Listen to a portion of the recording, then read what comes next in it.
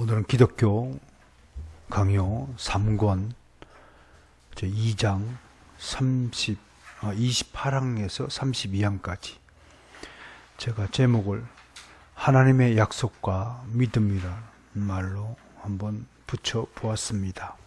우선 28항부터 한 번씩 읽겠습니다. 믿음은 하나님의 자비하심을 바라보는 것이다.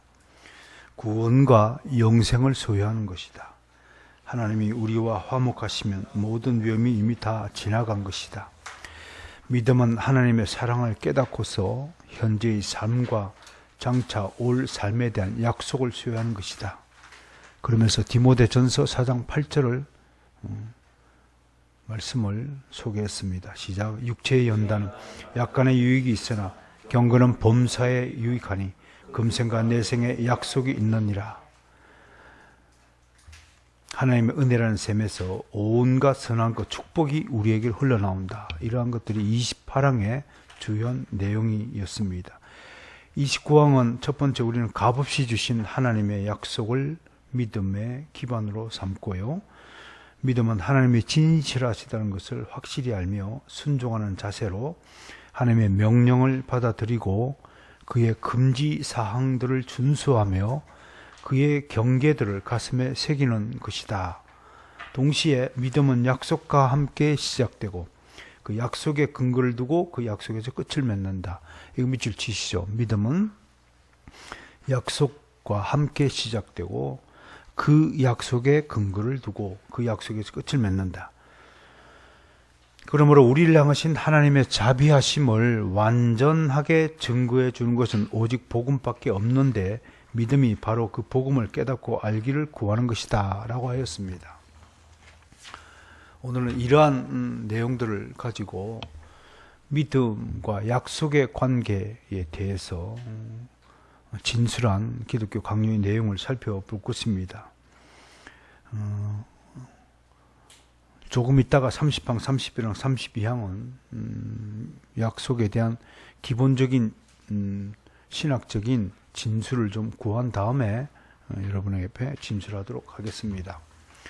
여러분 아시다시피 성경을 통해서 하나님은 우리에게 약속을 하시고 그 약속을 반드시 지키시는 하나님으로 소개되고 있습니다.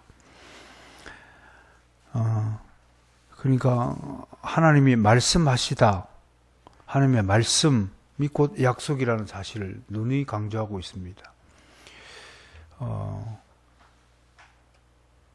하나님의 말씀을 히브리어로 다바르라고 그럽니다. 다바르. 근데 이 동사가 뭐냐면 말씀하시다, 말하다. 이게 이제 동사로는 아마르 그럽니다. 아마르. 근데 이 다바르, 아마르, 하나님의 말씀하시다라는 이 말씀이 하나님께서 항상 약속하실 때 같은 의미의 단어로 쓰여집니다. 하나님의 약속하시다나 하나님의 말씀하시다. 그 얘기는 뭐냐면 하나님의 말씀은 100% 신실하여서 그 약속 그 자체가 진실이라는 거예요. 하나님의 말씀 자체가 약속이라는 거예요. 하나님은 스스로 약속하신 말씀을 절대로 어기지 않으시는 분이기 때문에 이 다바르 말씀이라는 단어가 약속이라는 단어로 대체될 수 있다고 하는 것입니다. 이걸 이제 첫 번째 좀 기억해 주시면 좋겠고요. 여러분은 여러분의 다바르가 여러분의 약속이라는 과 동일시 된다고 자신할 수 있습니까? 우리가 얼마나 헛된 약속을 합니까? 야, 다음에 밥 한번 먹자. 그러니까 안 먹잖아요. 그러면 다바르로 말은 했는데 약속은 지키지 못했잖아요. 그 온전한 다바르, 아마르가 될 수가 없다는 거죠, 우리에게. 그건 하나님은 반드시 말씀하신 것은 반드시 이루어 주시잖아요. 하나님이 말씀하신 약속을 지금까지 지키지 않은 것이 어디 있어요? 다 지키시고. 마지막 약속의 말씀, 재림하시는 그 약속의 말씀, 재림하시고 악인들을 지옥 심판하게 하시고 우리는 구원시켜서 상급으로 나누어서 영원히 하나님의 나라에서 살 수 있도록 하신다는 그 약속이 저는 반드시 지켜진다고 믿는 것입니다. 여러분들도 마찬가지겠지만, 그러므로 우리가 이 하나님의 약속의 말씀에 대해서 나의 약속의 말씀은 신실한가 안 한가를 살펴보는 시간이 되면 우리가 믿음에 대해서 배우는 좋은 교훈이 될 것이다, 그렇게 생각을 합니다. 두 번째, 하나님의 약속의 말씀에 대해서 우리가 꼭 살펴봐야 될 것은, 성경에서의 하나님의 약속은 항상 자기 백성들을 축복하실 때에 약속을 하신다는 것입니다. 그러니까 우리를 진짜로 벌하고 우리를 막 멸망시키기 위해서 약속의 말씀을 하시는 것이 아니라, 어떻든 매를 대해서 우리를 막 혼을 내키고 광야에서 40년을 뺑뺑 돌게 하시고, 또 뭐 430년간 70년간 포로 생활을, 노예 생활을 하도록 고생을 시키시지만 결국은 어떻든 그 속담도 있잖아요. 결론은 버킹엄 궁에 살게 한다. 아무리 뭐 왕자가 가서 시녀와 함께 밥을 먹고 왕궁을 같이 하인들과 청소를 하고 마당을 쓸고 쓰레기를 줍고 봉사를 해도 왕자는 나중에 뭐가 돼요? 버킹엄 궁에 산다 이겁니다. 그것 신분에 대한 어떤 결정적인 의미도 갖는 것이 있잖아요. 결국은 하나님의 자녀들은 하나님이 좀 더 덜 충성하고 또 불순종하고 하나님의 말씀을 어긴 것에 대해서 잠깐의 그 고난을 받고 고생에 처할 수는 있었지만 결국은 버킹엄이라 하나님의 축복을 받는다. 하나님의 구원의 축복을 받고 영생의 축복을 받고 영원한 하나님 나라의 백성으로서의 인생을 살게 되는 축복을 받게 된다는 것입니다. 그것이 굉장히 중요한 겁니다. 그리고 세 번째, 하나님의 약속과 믿음에 대해서 꼭 살펴봐야 될 것은 뭐냐면, 이게 바로 이제 선포된 말씀과 함께 하나님은 우리하고 계약을 체결했다. 그래서 이것을 언약 체결이다 라고 하는 것입니다. 그래서 언약 사상, 언약에 대한 믿음이 굉장히 중요하다라고 할 것입니다. 하나님이 중요한 순간마다 당신의 자녀들과 언약을 맺었습니다. 보세요. 노아 시대 때 저들이 생각하는 것이 항상 악할 뿐이니까 하나님이 사람 지은 것을 처음으로 후회하시고 지면에서 사람을 쓸어버리겠다고 스스로 하셨잖아요. 그런데 노아를 보니 참 당대의 의인이 따로 없는 거예요. 그래도 노아 한 사람을 보니 그래도 쓸만한 사람이었던 거예요. 그래서 노아를 구원하기로 했는데, 아니 하나님이 가만히 보니까 노아 가족까지 구원시켰잖아요.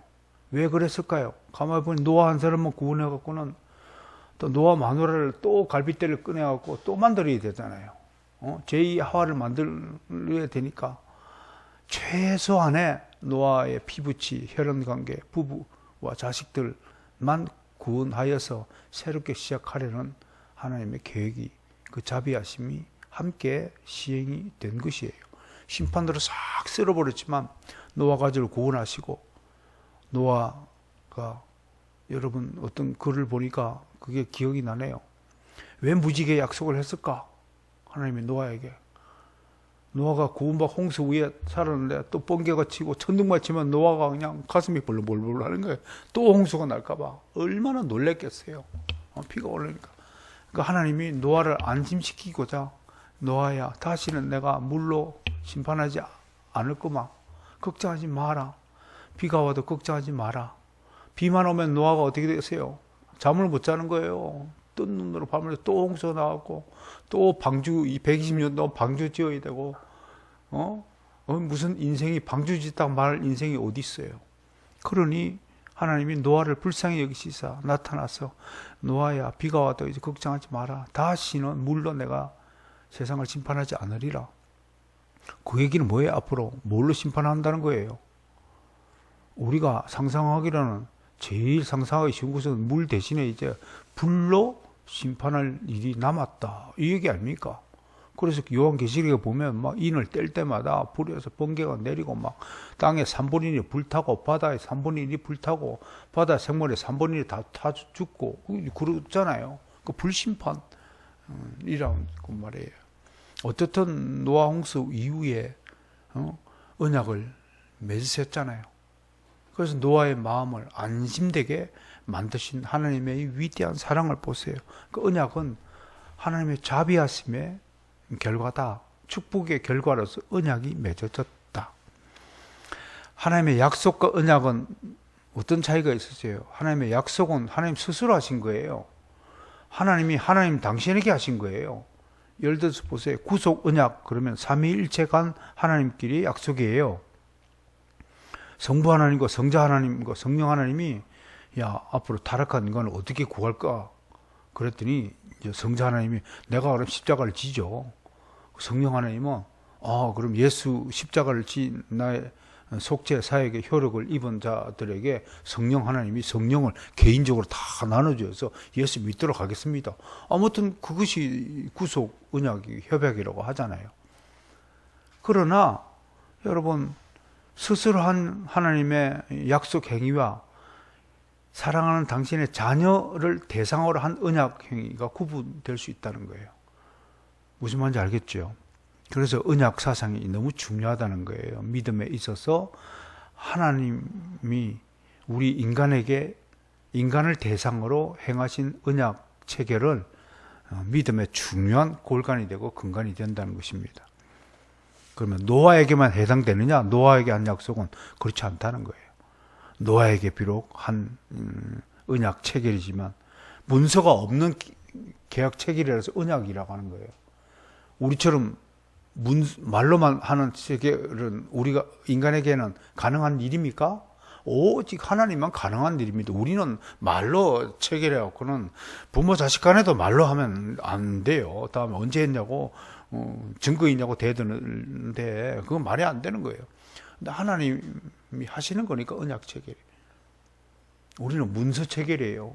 그걸 우리가 굳이 구분하면 이제 계약서를 썼다 이렇게 얘기하는 거고, 하나님이 우리와 맺은 것은 계약서 없는 문서가 없는 말씀으로만 된 한마디로 다바르 약속이다, 계약이다, 그렇게 말씀할 수 있는 거예요.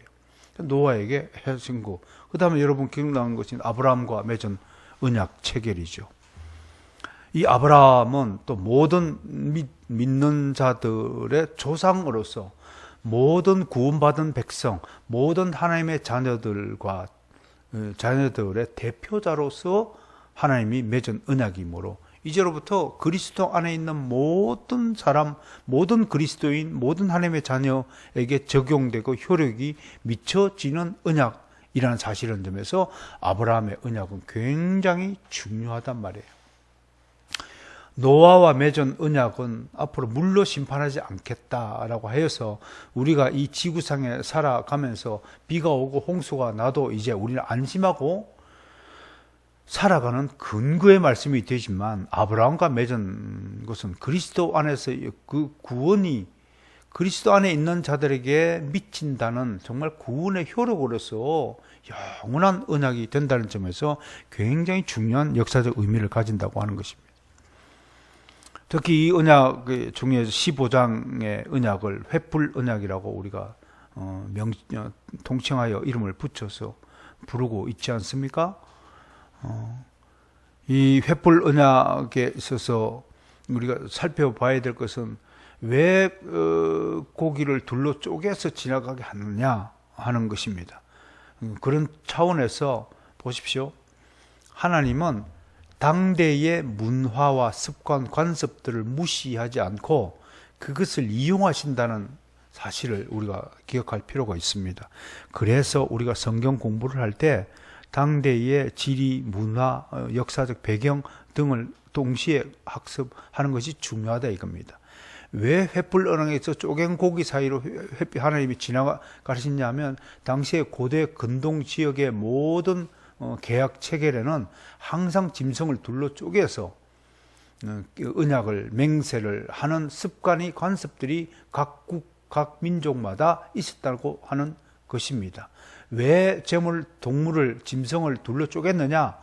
이 계약을 파괴하는 자는 바로 이와 같이 몸이 둘러 쪼개지는 벌을 받을 것이다 라는 것을 상징적으로 나타내기 위해서 그와 같은 제사 행위, 제물 행위를 행했다는 것입니다. 그러므로 하나님도 동일하게 이러한 민족들의 습관에 따라서 아브라함과 하나님이 언약을 체결할 때 이 구원에 관한 너와 너 후손에게 네가 복이 근원이 되고 너와 내 후손이 너로 말미암아 복을 받을 것이다. 그 복이 뭔가요? 구원의 복을 받을 것이다 라는 이 말씀은 절대로 불변하는 완전 무결하고 영원하신 언약의 체결이라는 사실을 강조하기 위해서 그러한 행위를 우리가 시키고 있다는 것입니다. 그러니까 하나님께서 우리에게 베풀어 주신 이 구원의 약속이 이미 아브라함과 맺은 언약을 통해서 충분히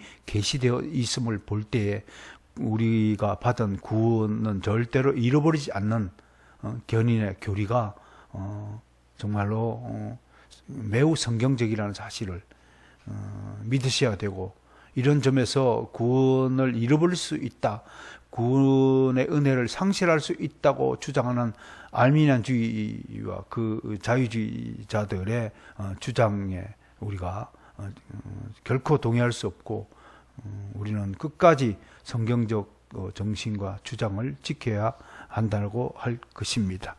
그 다음에 시내산에서 맺은 백성들 보십시오. 대표적으로 시내산 언약, 그러면 뭐 출애굽기 20장에 있는 우리 십계명 언약을 중심으로 한 여러 말씀들이 있지 않습니까? 그 중에서 우리는 십계명이 당시 이스라엘 백성들의 생활 전반, 행동 전반을 규정하는 그런 것에 국한되지 않고, 이 십계명이야말로 하나님의 백성들에게 영원히 주어지는 영원한 율법이요, 도덕 법이요, 복음의 핵심이 된다는 사실을 우리는 온천하에 천명하고, 오늘날 우리 교회들도 바로 이 십계명을 근간으로 우리가 이 법을 가슴에 새기고 지켜야 된다는 것에 불문율처럼 우리에게 주어져 있다는 사실을 명심해야 할 것입니다. 그러면서도 또 그 이후에 또 다윗과 맺은 언약들도 우리가 기억하죠.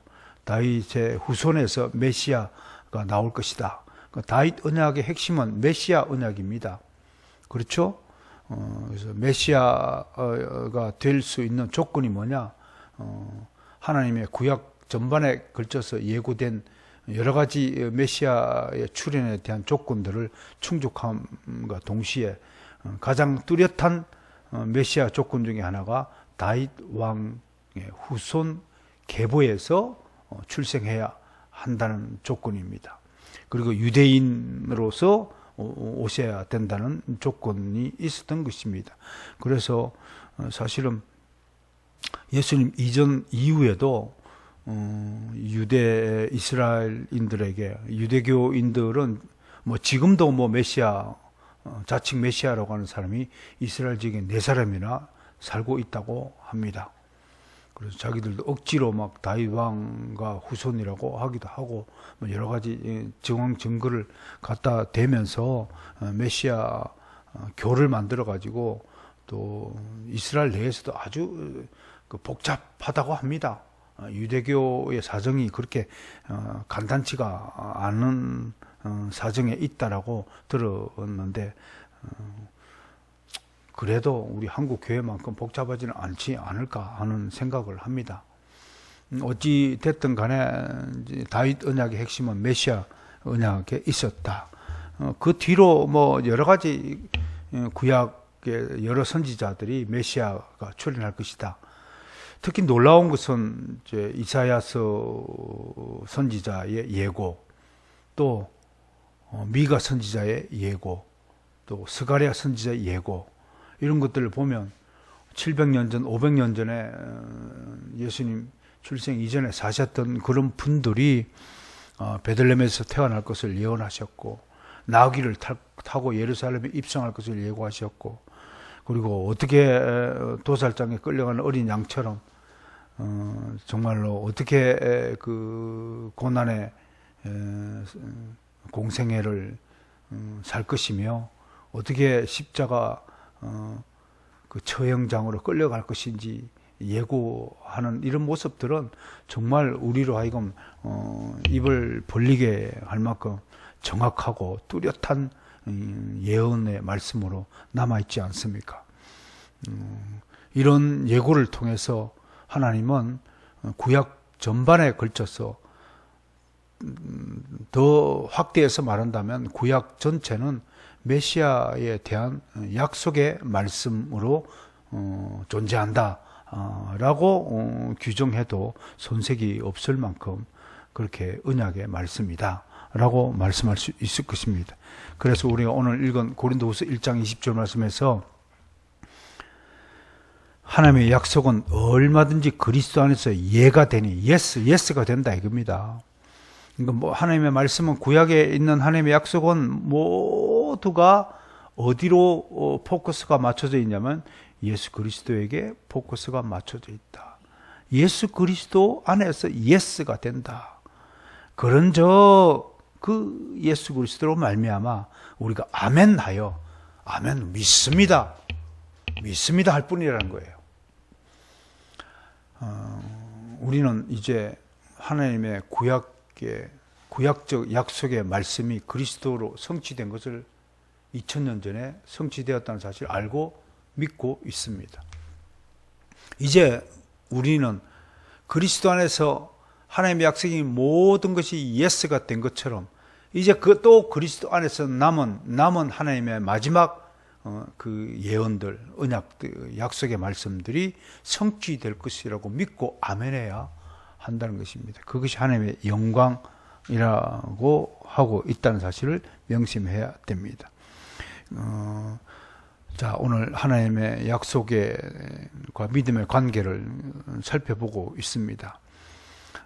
우리가 칼빈의 기독교 강요의 진수를 높이 평가하는 것은 바로 이러한 하나님의 약속에 대한 여러 가지의 성격들을, 특성들을 이렇게 하나하나씩 풀이하여서 진술하고 있다는 점에 좀 놀랄 수밖에 없다고 하는 것입니다. 자, 아까도 말씀드렸듯이 하나님의 약속은 자기 백성들한테 축복하는 말씀으로 선포되어진다고 하였는데, 이것이 과연 그럼 구약에서만 효력이 있었을까요? 아닙니다. 우리 신약 시대도 반드시 하나님의 축복의 약속의 말씀은 계속해서 자기 백성들에게 그대로 적용된다고 하는 것입니다. 예를 들자면 베드로 사도를 통해서 베드로후서 1장 4절 말씀이에요. 죄의 권세로부터 벗어나서 하나님의 성품에 참여할 것이라고 약속하였습니다. 그리스도 안에 있는 자들은 죄의 권세로부터 벗어났다라고 선포하는 겁니다. 벗어나기만 하는 것이 아니라 이제는 새로운 모습으로 새로운 피조물이 되어서 하나님의 성품을 본받게 하고 있다고 하는 것입니다. 여러분, 제가 그리스도인의 진짜 변화와 성숙의 모습은 무엇으로 나타나야 된다고 제가 강조합니까? 그것은 하나님의 성품을 담는 것, 즉 인격적인 변화로 나타나야 한다고 늘 강조하는 것입니다. 이 강조점이야말로 칼빈이 말하는 개혁의 출발점이 자기 부인에 있다고 한 말씀과 직결된다고 할 것입니다.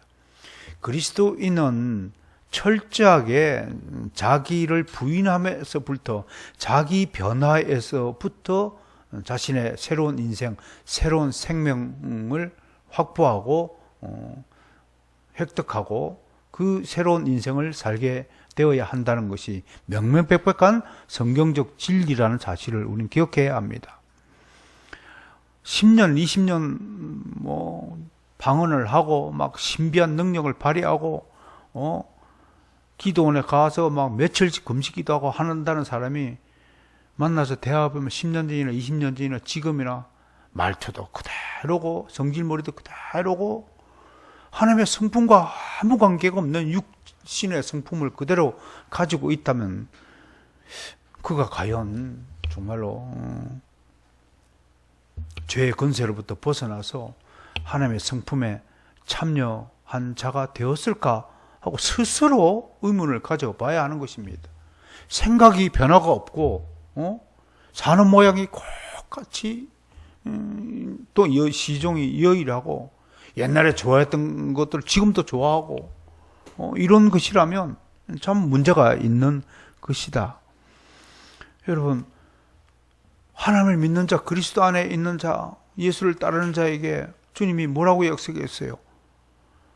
내가 너희들에게 성령을 주시겠다라고 하지 않았습니까? 그런데 이 성품에 변화가 없어요. 성질머리에 변화가 없어요. 행태, 행동, 양식에 변화가 없어요. 그러면 성령을 내가 받은 것이냐, 받지 않은 것이냐 생각해 봐야 한다고 하는 것입니다. 여러분, 마지막으로 하나님의 언약을 다룰 때 언약이라는 히브리어가 정확하게 베리트라는 단어가 쓰여졌습니다. 이 베리트가 동맹이라는 뜻입니다. 협상이라는 뜻도 있고 계약이라는 뜻도 있고 아무튼 둘 쌍방 간에 계약을 맺는 겁니다. 문서에 사인하는 겁니다. 그런데 여기에는 이 동사가 우리가 창조하다라는 단어가 바라입니다. 바라. 근데 이 바라의 히필형의 한 세 번째, 네 번째 뜻이 뭐냐면 함께 빵을 나누어 먹다라는 뜻이 여기에 또 함께 포함되어 있습니다.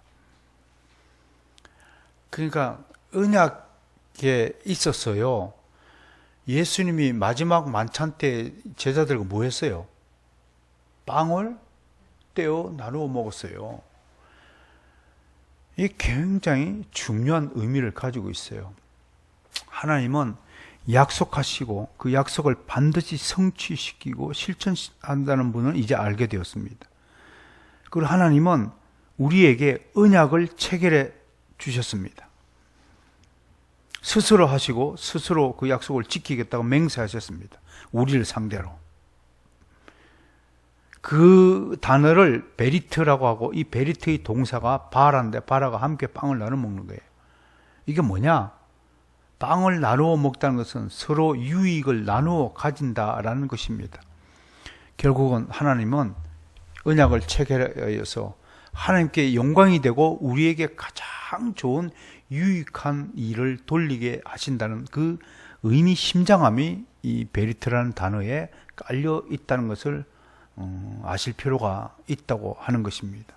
그럼 하나님이 언약을 체결했다. 하나님이 나하고 약속을 체결했다. 약속하셨다. 우리 심중에 기도할 때 하나님께서 응답을 하시고 그것도 하나의 약속이 있죠. 그 약속에게는 그 약속이 이루어질 때는 반드시 하나님의 기쁨과 영광이 되는 일이라는 사실을 믿으시길 바랍니다.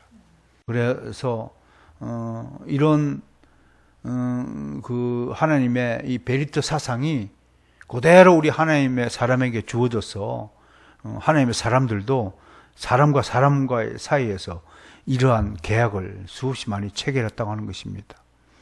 보세요. 다윗과 요나단 사이에 맺어진 계약을 우정의 계약이라 합니다. 다윗은 하나님의 이 베리트 사상을 뭐 언제 어디서 배웠는지는 모르겠지만 다윗이 이렇게 그 하나님의 그 언약 사상을 가지고 사랑하는 친구 요나단과 같은 취지의 같은 의미의 언약을 체결했다는 것입니다. 그것이 사무엘상 18장 3절과 4절에 있습니다. 그리고 요나단이 다윗에게 부탁하잖아요. 내가 혹시 잘못되더라도 내 자식만큼은 네가 좀 거두어서 잘 길러달라. 그 모비모셋을. 그래서 다윗이 자기 상에 앉혀서 동일하게 왕과 같은 식탁에 앉아서 먹을 수 있도록 대접했다는 것. 야, 여러분, 다윗 왕이 왜 훌륭합니까? 인간들은 스스로 한 약속을 스스로 배신하고 저버리는 경우가 숱함에도 불구하고 다윗 왕은 이렇게 신실한 하나님의 베리트 언약 사상을 존중하여서 사람에게도 스스로 한 약속을 어기지 않고 지켰다는 사실에서 우리가 큰 교훈을 받을 필요가 있다고 할 것입니다. 솔로몬과 시므이 간에 맺어진 또 계약을 보십시오. 이때만 하더라도 솔로몬이 상당히 그래도 괜찮은 인물이었죠. 다윗 아버지가 돌아가시면서 솔로몬에게 몇 가지 유언을 남겼어요. 그 중에 하나에서 시므이 같은 이는 백발로 무덤에 내려가지 못하도록 하여라. 이런 또 경고의 말씀도 하면서, 그럼에도 솔로몬은 내 손에 피를 묻히기 싫어서 시므이와 계약을 체결합니다. 단 내가 예루살렘을 벗어나는 순간 이 계약은 무효가 되고 너에게 죽음이 임할 것이다. 그런데 어느 날 시므이 종이 애굽으로 도망을 가잖아요. 그래서 시므이가 급히 말을 타고 그 종을 잡아 가지고 다시 예루살렘에 돌아온 사건이 있었는데, 그것이 솔로몬 왕의 귀에 들어가서 시므이가 죽임을 당하잖아요. 왜? 시므이는 내 종이 도망을 잡으러 갔다니까요. 솔로몬 왕은 어쨌든 넌 예루살렘을 벗어났잖아. 계약 위반이다. 그래서 죽임을 당하는. 그러니까 이 계약의 신실한 실행을 우리가 염두에 두면서 여러분, 우리에게 오늘 이 하나님의 언약을 돌아보면서 우리에게 세 가지 약속의 차원이 있다는 사실을 좀 깨닫기를 바랍니다. 첫째는 하나님과 나의 계약입니다. 이것이 우리 소명의 목적이 될 것입니다. 이것 때문에 우리가 부름을 받았습니다. 두 번째는 하나님, 나와 이웃 간의 계약입니다. 나와 남과의 계약입니다. 자기와 타자와의 계약입니다. 그래서 오히려 이 계약에서는 내가 좀 손해보더라도 이웃을 더 유익하게 만드는 언약 체결이요, 언약 이행이 되어야 합니다. 세 번째는 나와 나의 언약입니다. 나에게 한 스스로의 약속을 지키는 자가 된다면 가장 신실한 자의 반열에 오를 것이 부족함이 없을 것이다 라고 토마스 왓슨은 그렇게 묵상을 했더라고요. 여러분은 여러분 스스로에게 어떤 약속을 하고 사십니까? 하나님도 스스로 약속을 하셨습니다. 삼일째 하나님께서, 삼위 하나님 스스로 약속을 하셨습니다. 만약에 여러분 스스로에게 하신 약속이 없다면 여러분들은 규모가 없고 무질서하고 무의미한 인생을 지금 살고 있고 인생을 허비하고 살고 있다고 해도 과언이 아닐 것입니다. 여러분은 어떤 목표를 향하여 달려가고 있습니까? 여러분은 어떤 하나님의 약속을 받고 이 땅에서 그 약속을 실현하고 실천하고 있는가를 생각해보는 그런 시간이 되어야 할 것입니다. 이제 30항, 31항, 32항을 보면요, 두 가지 점을 기억해야 한다고 말합니다. 하나는 값없이 주신 약속입니다. 하나님 우리에게, 아브라함의 후손에게 복을 주시겠다. 악인에게는 3, 4대까지 악을 갚지만 우리에게는 1000대까지 은혜를 베풀어 주시겠다고 약속하셨습니다. 그러므로 이 값없이 주신 약속, 우리가 요구한 적도 없음에도 하나님 스스로 우리에게 복을 주시겠다고 한 약속을 믿으시고 이 믿음의 경고에 서야 한다고 말씀하고 있는 것입니다. 이 믿음을 확고하게 믿지 못한다면 그건 그리스도와 연합된 것이 아니라고 우리가 경고하는 것입니다. 두 번째 믿음의 그 유일한 조건이 뭐냐? 하나님의 긍휼하심입니다. 내가 잘나서 믿음을 지키고 약속을 지키고 내가 뭐 위대한 능력을 발휘해서 어떤 공적을 쌓는 것이 아니라 오직 하나님의 용서하심과 하나님의 정말 긍휼하신 자비를 내게 베풀어 주심으로 내가 지금 무탈하게 지금 지내고 있다는 사실을 기억해야 합니다. 30인왕의 나무에 뿌리가 있어야 열매가 있듯이 말씀이 있어야 믿음이 가능하다. 이 말씀을 약속을 한번 바꿔보세요. 믿음이 왜 가능하냐? 나는 어떻게 해서 하나님을 믿을 수 있는가 하는 것은요, 하나님의 약속의 말씀이 있었기 때문에 내가 하나님을 예수 그리스도를 구주로 영접하고 믿게 된다는 사실입니다. 하나님의 이름을 아는 사람이 아니고선 누구도 하나님께 소망을 갈 수 없다. 함께 읽을까요? 여호와여, 주의 이름을 아는 자는 주를 의지하리니 이는 주를 찾는 자를 버리지 아니하심이라. 시편 9편 10절의 말씀이었습니다. 주의 이름을 아는 자만이 주를 의지합니다. 주의 이름을 부르는 자를 주는 결코 외면하지 않습니다. 그러므로 여러분 아침에 일어나자마자 주의 이름을 먼저 부르는 습관을 좀 지니시길 바랍니다. 이런 습관을 우리가 거룩한 습관이라고 하는 것입니다. 세상의 육체의 습관을 빨리 버리시고 육체의 관습, 육체의 정욕, 안목의 정욕, 이생의 자랑 따위의 육신의 일을 빨리 버리시고 갈라디아서 5장 19절에서 21절까지 육체의 일은 현저하다, 분명하다. 음행과 우생, 숭배와 음란과 방탕함과 분냄과 당 짓는 것과 온통 그냥 악한 일뿐이라고 우리가 말씀하지 않았습니까? 그런 차원에서 정말로 육체의 일을 버리도록 노력해야 할 것입니다. 두 번째로 아울러 하나님의 능력에 대한 확신도 중요하다. 약속의 말씀을 실천하고 성취하실 능력을 가지신 분은 오직 하나님이 한 분밖에 없다는 사실을 우리 명확하게 합시다. 나는 절대로 약속을 지킬 수 없습니다. 왜? 나는 거짓의 압이 진리가 그 속에 없는 처음부터 살인한 자의 마귀에게 속한 자였다는 사실, 본질상 진노의 자녀였다는 사실, 에베소서 2장 3절과 4절에서 기억하시죠? 우리가 본질상 진노의 자녀였다. 그건 멸망의 자녀였다. 지옥에 갈 인생이었다. 그런 우리를 구원하여 주시고 우리가 복을 받게 될 것이라고 한 그 약속의 말씀, 그 반드시 우리에게 복을 주실 충분한 능력을 하나님은 가지고 계시다는 사실, 전지전능하신 하나님을 믿으셔야 할 것입니다.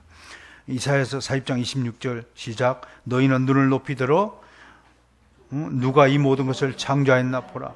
주께서는 수혜대로 만상을 이끌어내시고 그들의 모든 이름을 부르시나니 그의 권세가 크고 그의 능력이 강함으로 하나로 빠짐이 없느니라. 우리가 얼마나 믿음이 적은 자인가 이 말씀을 통해서 생각해 보시기를 권면합니다. 하나님은 능치 못할 일이 없으신 분이십니다. 그럼에도 우리는 염려합니다. 조금만 어려움에 빠지고 조금만 일이 풀리지 않고 이상한 방향으로 흘러가고 조금만 누가 나를 태클을 끌고 비방하고 나를 못되게 굴면 그냥 두려움이 생기고 근심이 생기고 염려가 생기고 하는 모습들을 바라보면서, 그런 모습들은 정말로 성경적으로 바라볼 때 참된 믿음의 모습이 아닙니다. 그런 모습을 바라볼 때 아버지 하나님의 마음, 우리 주 예수 그리스도의 주님의 마음이 얼마나 참 아플까, 얼마나 참 안타깝게 생각하실까 생각을 해봅니다. 우리도 마찬가지잖아요. 우리도 정말로 믿음 생활에서 이탈한 사람들을 볼 때, 시험에 걸린 자들을 바라볼 때, 교회를 또 시험에 걸려 떠나는 사람을 바라볼 때 얼마나 안타까운 마음이 듭니까? 우리 눈에는 보이잖아요. 그런데 정작 시험에 걸리고 염려, 근심, 염려에 빠지고 세상 일에 염려하는 자의 머릿속은 이미 염려, 근심으로 가득 차 있기 때문에 그런 스스로의 모습이 감지가 되지 않는다고 하는 것입니다. 시험에 걸린 자가 나 시험에 걸렸음을 아는 자가 과연 있을까요? 소꿉놀이에 빠진 어린아이가 소꿉놀이 이외에 다른 것을 생각할 여유가 있을까요? 돈에 미친 사람이 돈 이외에 다른 것을 생각할 수 있는 여력이 있을까요? 없습니다. 그 절벽 위에 줄을 쳐놓고 외줄로 건너가는 사람에게 기자가 물었습니다. 줄을 건널 때 무슨 생각합니까? 안 떨어지는 거 그거 하나만 생각합니다. 그 사람이 다른 생각하면 떨어져 죽어요. 오직 그 생각만 하는 거예요. 그 세상살이가 그거예요. 세상살이 할 때 무슨 생각합니까? 물으면 저는 오직 세상만 생각합니다. 그렇게 대답할 수밖에 없다는 거예요. 여러분, 하나님의 능력을 믿으시길 바랍니다. 우리는 할 수 없습니다. 하나님의 능력을 믿는 믿음이 큰 믿음입니다. 제가 농담처럼 여러분에게 주차의 축복을 받았다고 하는데 저는 하나님의 능력을 믿습니다. 지금까지 단 한 번도 그 약속의 말씀을 어기지 않으셨습니다. 저는 압니다. 하나님이 왜 이런 축복을 주시느냐 하면은 하나님이 이런 작은 약속의 실천을 통해서 하나님이 살아계시고 내가 너와 늘 함께 한다는 사실을 항상 보증해 주신다는 사실을 그거를 믿게 하기 위해서. 그렇지 않으면 저같이 믿음이 연약한 자가 하나님이 살아계신 거 하나님이 역사하심을 믿지 못한다는 사실을 하나님이 알고 계시기 때문에 계속해서 그 약속을 실천시켜 주십니다. 그런데 더 웃기는 것은요, 믿음이 없는 자들은 항상 그런 일들을 오늘도 우연하게 또 주차 공간이 생겼구나 그렇게 생각한다는 겁니다. 그게 믿음이 없는 사람들의 특징입니다. 믿음이 큰 사람들은 이야 부럽다. 아버지 나도 이런 축복을 더하여 주옵소서 간구하면 주실 터인데 간구하지 않고 괜히 시비 걸고 에이 하고 조롱하기 때문에 안 주는 겁니다. 진실로 간구해 보세요. 왜 안 줍니까? 네, 얼마나 여러분 간구합니까? 아무리 쓸데없는 일도 10년, 20년 간구하니 하나님이 주시는 신용은 하시더라고 하지 않습니까? 아니, 영어 공부하면 될 텐데 영어를 자유롭게 해달라고 기도한 거하고 10년을 기도해도 안 주더랍니다. 그러고 11년째 되는 애에 이제 말을 안 들어주시면 응답을 안 해주시면 이제 기도하지 않겠습니다. 그랬더니 하나님이 새벽반 영어 학원에 다녀라. 그리고 응답을 하더랍니다. 11년 만에. 그거를 기도해서 응답을 받아야 될 내용입니까? 이런 사람들을 우리가 신비주의자라고 하는 겁니다. 인격주의자는 상식주의자입니다. 무슨 뜻인지 아십니까? 인격은 상식에서 나오는 겁니다. 하나님은요, 상식선에서 평범한 양심의 선에서 우리가 얼마든지 지정의적 능력을 가지고 살아갈 수 있도록 만들어 주셨습니다. 왜? 그것이 하나님의 형상이요 모양이기 때문에 그렇습니다. 노력해서 실력을 키워야 하는 것은 우리의 몫으로 두신 것이 하나님의 창조의 목적입니다. 그런데 우리의 노력은 하지 않고 기적을 바라는 그 마음이야말로 이적 신앙이요 신비주의 신앙이 아니고 무엇이겠습니까? 그것이야말로 기복주의의 핵심입니다. 영어 하고 싶어요? 지금부터 3년만 고생해보세요. 왜 영어를 못해요? 헬라어 하고 싶어요? 1년만 해보세요. 왜 헬라어를 못해요? 늘 해야지 마음만 먹고 실천을 안 하니까 못하는 거죠. 평생 못하는 거예요. 그렇게 되면. 32장 이 모든 약속들은 그리스도 안에 포함이 됩니다. 하나님의 약속은 얼마든지 그리스도 안에서 예스가 된다고 하였습니다. 분명한 사실은 그리스도를 떠나서는 그 누구도 하나님께 사랑을 받지 못한다는 것입니다. 그리스도는 내 사랑 아들이라고 하나님께서 말씀하여 주셨습니다. 에베소 1장 6절 함께 읽습니다. 그의 사랑하시는 자 안에서 우리 거저 주시는 바 그의 은혜의 영광을 찬송하게 하려는 것이라. 하나님의 모든 약속들은 그리스도 안에서 확정되며 성취됩니다. 오늘 마지막으로 돌아볼 것은 하나님의 약속은 그리스도 안에서 성취된다고 하는 것입니다. 마지막으로 중보자에 대해서 무지한 자들의 경우는 어떻게 해야 되느냐? 두 가지 경우를 나눠봐야 됩니다. 전혀 복음을 듣지 못한 무지한 자들 있습니다. 그것도 하나님의 뜻입니다. 또 두 번째, 오늘 나아만이라든지 고넬료라든지 빌릴 맞는 내시 같은 경우는 어떤 것이냐? 신앙적으로 무지하였지만 이 특징이 뭐예요? 이분들의 행운이 뭐예요? 어떻든 잘 모르지만 하나님이 보내신 하나님의 사람을 만나서 복음을 전해 들었다고 하는 것입니다. 그들이 들은 복음의 내용이 단순하고 매우 일부분이라 할지라도 조선시대 때 살았던 세종대왕은 복음 전도자를 한 번도 만나본 적이 없었지만, 여러분 나만이나 고넬료나 내시는 하나님 보내신 하나님의 사람을 통하여 복음을 전해드렸다. 이것에 대해서 칼빈은 약간의 맛을 보았다라고 표현하고 있습니다. 이 참된 가르침의 초보를 접했다라고 하는 것입니다. 이게 좀 다른 것입니다. 그러므로 복음은, 하나님의 약속의 말씀은 반드시 전도자를 통하여 접하도록 하나님께서 그렇게 계획하시고 섭리하고 계시다는 사실을 우리가 알 때, 우리가 받은 복음을 영혼 구원을 위하여 사용해야 한다는 이 절대 불변의 전도의 법칙을 우리가 명확하게 인식하고 또 명심할 수 있다고 할 것입니다.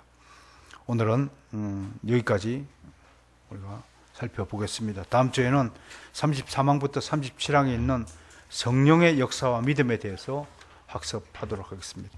믿음을 위하여 성령께서 어떤 역사를 하고 있는가를 살펴보도록 하겠습니다.